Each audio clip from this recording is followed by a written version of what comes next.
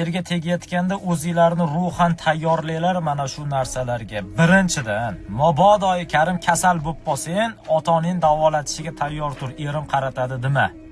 Endi tayyor turda endi bo'lib qolishi mumkin. Ikkinchi, bitta ko'ylakni o'rtacha 6 oydan 1 yilgacha kiyishga tayyor tur. Bo'ptimi? Faqat shu bayramlarda, hayitlarda bir sovg'a olishga tayyor tur. Unda ham og'zaki tabriklayman bayraming bilan deb qo'yishga, padarka kutma shunda ham. Mana shu narsaga tayyor tur. Undan keyin telefon qilganda qizillashga yoki bu bo'lsa vaqtim yo'q deyishga, qarochi telefon qilaverma deb so'kish eshitishga tayyor turgin eringdan. Keyin yana nima? Yana nima qolib ketdi? Kommentariyaga yozinglar xullas kalom. Mana shunaqa narsalarga ruhan tayyor bo'lib, keyin erga teginglar. Bitta ogohlantirish xolos aka sifatida. Like bosib qo'yinglar, to'g'ri bo'lsa.